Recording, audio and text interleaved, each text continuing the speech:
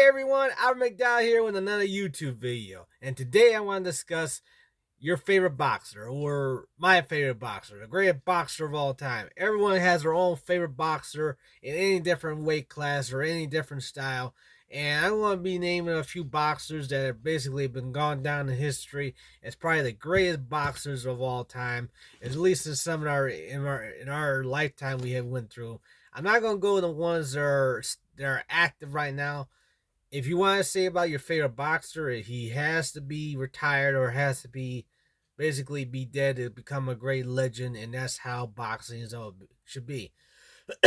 Now, mostly what interests me is the heavyweight title because that sounds a little more strong than lightweight, featherweight, or whatever. But I will actually name a few fighters that are actually a different weight class. So basically, who's your favorite fighter in any class? I mean, go ahead.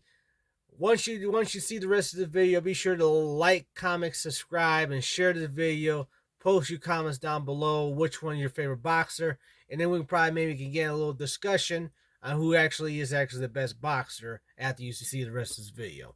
So we all know Rocky Marciano, we all know Joe Louis, Muhammad Ali, Mike Tyson, George Foreman, Joe Frazier, Sugar Ray Leonard. Now the thing is that for a little bit of history, I had talked about history before, where it originally came from England when we was originally the 13 colonies.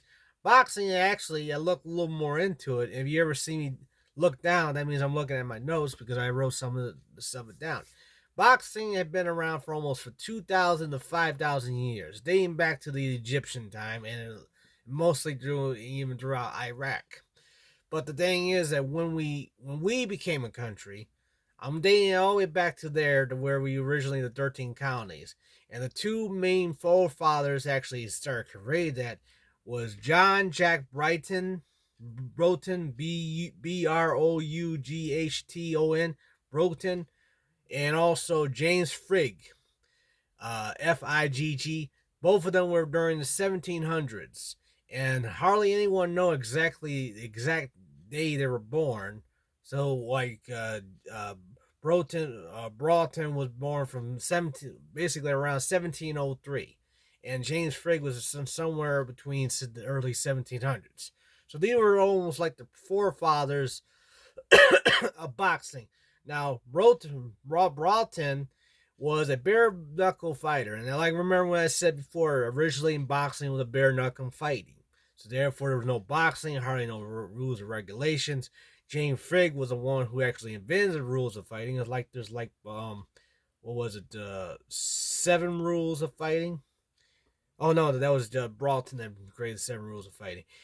James Frigg was the one who was actually with both was a prize fighter and instructor in the European martial arts.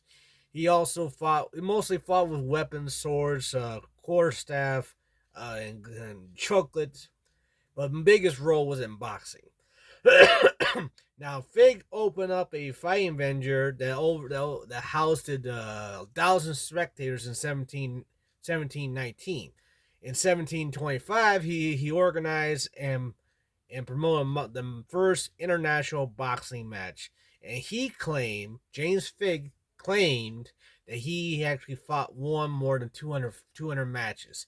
Now, Broughton, on the hand, he's the one that wrote the rules of fighting. Almost founded the London Prize boxing ring, and then later became the Queensberg rules in the 1860s. So that's a little bit of the history that goes by it. Now, who was actually the first boxer in America? I'll giving that it was not Joe Louis or Rocky Marciano. It was Jack Johnson. His real name is John Arthur Johnson.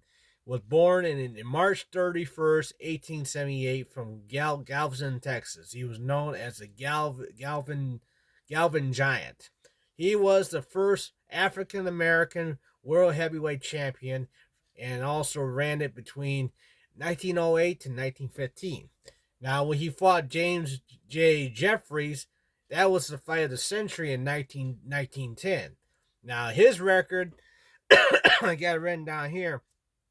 95 fights, 72 wins, 38 by knockout, 11 losses, 11 draws, and only 3 no contests.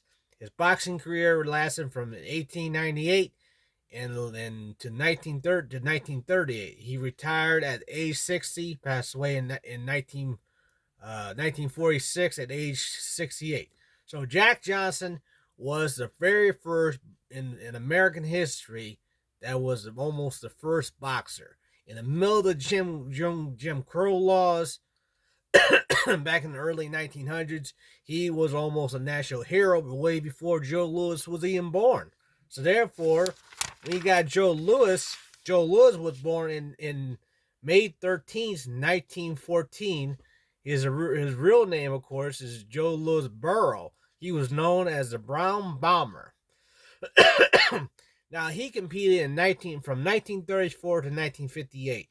Won the heavyweight championship in 1937, and also was victorious in 25 consecutive fights, title defenses for all weight classes. The thing is, that's actually a great fighter right there. Total fights was 69 fights, 66 wins, 52 by knockout, and 3 losses. So there you go. And that's also part of that was also from Max Schmeling, who was a German boxer. Now the thing is, people know about the whole fight between that and Joe Louis that basically was a big, like Joe Louis became a big national hero because he fought against the Germans back in 1938. Now he lost once to the German boxer, and then he beat him the second time. Max Schmeling was actually a good sportsman. Regardless of what they say about him being a Nazi, he was actually a good sportsman. When it came to when Joe Louis got knocked down, he went running right there to help him up. And he even shook his hand before they even started the fight. That is what good sportsmanship is all about. Regardless of the color of your skin, regardless of where you're from, regardless of what your political differences is, that is what true sportsmanship is supposed to be about. Not the whole 1,000-yard stare or the tattoos or how much girls you bang after the prize fight. No.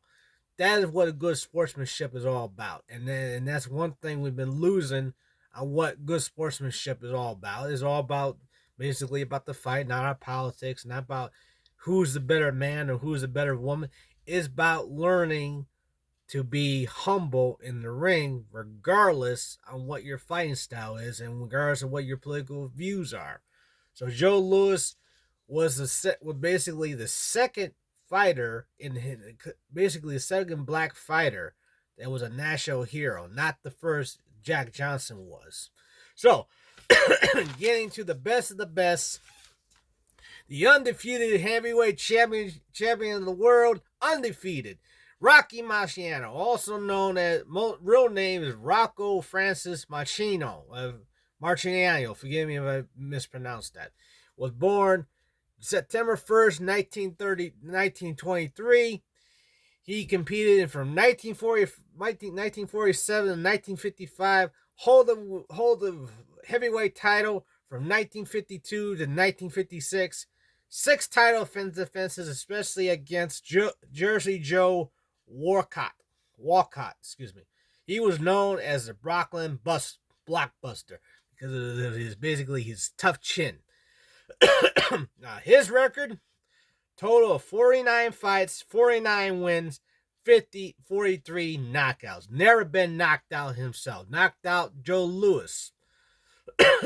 Was known for his relentless fighting style, formidable punching power, stamina, durability, chin, and also stopped every single fighter in their tracks.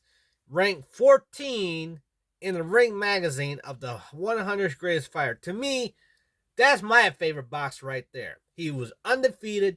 He retired. He died in a plane crash, was very unfortunate at the age of 45, very young. Regardless of all fighters, basically like Jack Johnson, he actually retired. He actually stopped fighting at the age of 60 and then passed away at the age of 68. So therefore, that's how good. That's how good these legends are. They become such great fighters that they don't like to retire. They don't want to retire from boxing, and why not? Because it is what part of what they do. Even MMA is a lot more shorter because you're getting a lot more damage to each other just by tossing, doing a ground pound like that right there. That's what real fighting is. It's all about basically it is about the sportsmanship, but it's also about the it's been too glorifying on TV to watch. So there's been a lot of regulations throughout the time. But enough about regulation. Getting back, Rocky Marciano was a great fighter. He inspired Sylvester Stallone to write the script and also develop his fighting style in the Rocky movies. So Rocky Marciano was probably my best favorite fighter because he was undefeated the whole time, and that's where you go down as a legend. Is that if you actually have fought so many times as many fighters, regardless, because he doesn't hold the most title fights, most fights. I'll get in who's actually the best. Rocky Marciano is my favorite fighter, but he's not the best fighter, unfortunately. But Rocky Marciano, all respects to you in heaven, in that ring in the sky. So, moving on. The next fighter I want to discuss that had hard times, especially during the Great Depression, was James J. Braddock.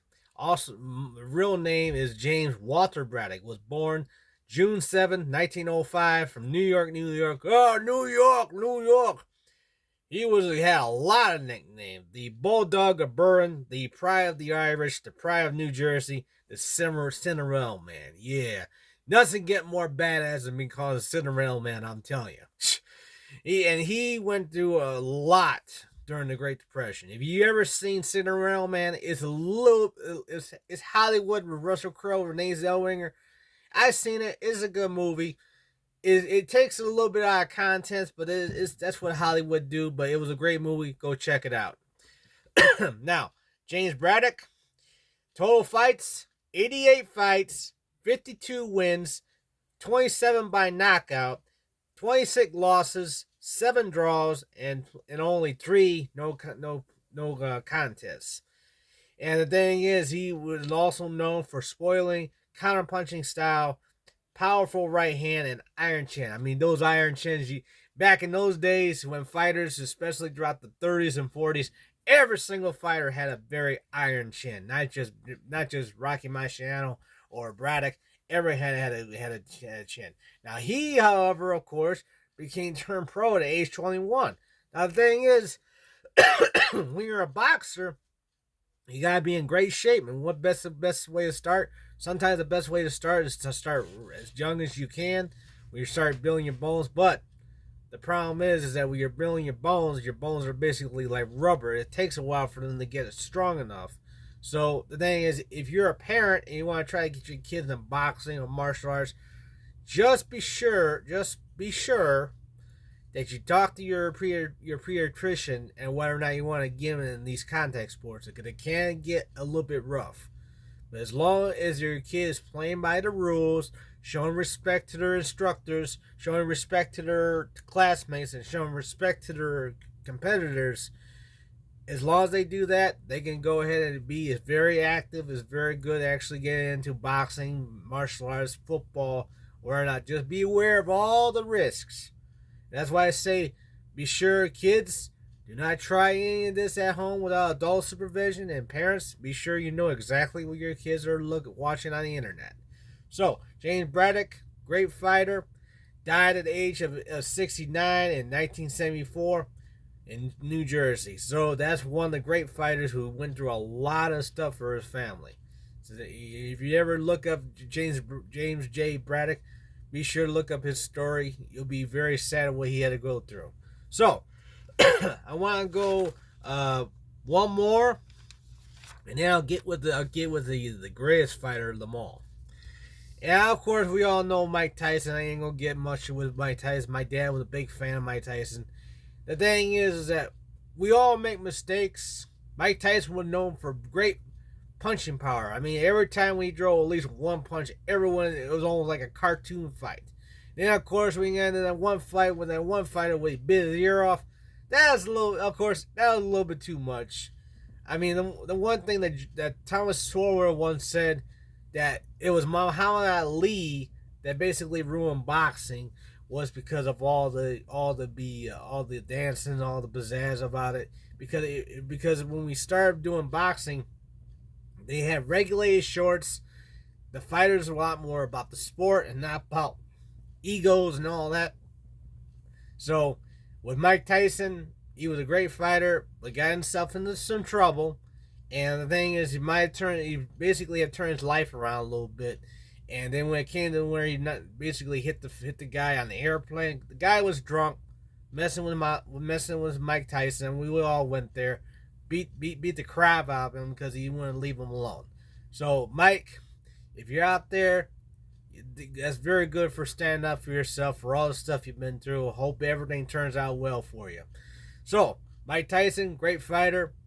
I've been seeing him on YouTube actually doing a lot of instructing, and that's more proactive than trying to turn someone's life around. So all power to you, Mike. Next one is Tony Jarno.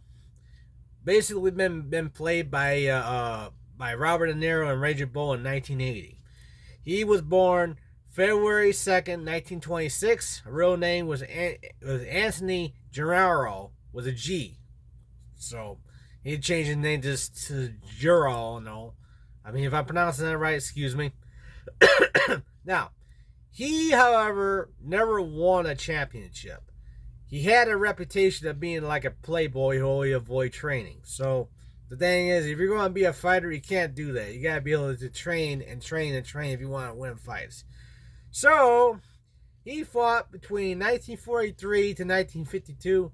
Total wins of 83 wins, 26 by knockouts, 11 losses, and only 2 draws.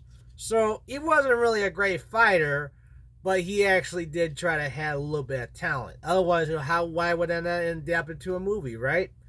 He died at age 59 by kidney failure after suffering a heart attack. He ranked number 10 in middleweights and fought a lot of Hall of Famers. Rocky Garasno, Jake LaMia, and Kid Gavlin. So that's one of the bad fighters that you ever seen because they didn't want to train. And the thing is, whether you're mixed martial arts or excuse me, or a boxer, you have to train. You have to be able to get in there, put the grind in, get the training done, and then go out and compete. Whether you lose or win, it's a learning curve. You have to learn to adapt to it. You can go like Rocky Marciano, but the thing is, we never seen Rocky Marciano ever since then. Everyone else that came after him either lost or did by a draw. So the thing is, it won't be another Rocky Marciano that will not go undefeated like that ever again. So the thing is, if you're trying to get into boxing, you gotta train for it, or any kind of contact sport, you gotta train for it. You can't just be eating hot Cheetos or drinking beer. You gotta go out and train. You gotta live a clean life and go train.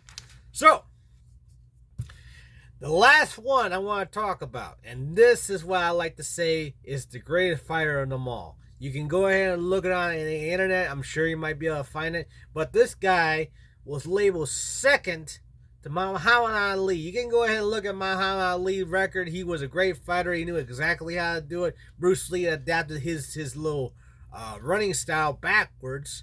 So yeah, Muhammad Ali was a great fighter. But the thing is, he wasn't the best. Because he had gotten in trouble, he had to get his license suspended because he avoided the draft. Now, of course, we don't want to do anything we don't want to do. So therefore, we try to avoid certain things, like either avoiding the draft it's almost like slavery. And so I get what he was trying to say about that by trying to avoid the draft and not go kill someone just because the government wants him to. So he had his reasons, but he was a very, very vocal fighter, though. He almost got into a real fight with Joe Frazier on cable TV. It just shows you how much maturity that most fighters are these days now. As soon as they get up to the podium, they want to fight right then and there because of all out brawl. So classiness, being humble, all that, and sportsmanship, all that goes out the window. But this fighter right here, holds the most fights on record than anyone else in any of the heavyweight styles. So, can I get a little drum roll? Okay, and this fighter is the greatest fighter of all time, Sugar Ray Robinson. Yeah. Born May 3rd, 1921 from Alley, Georgia.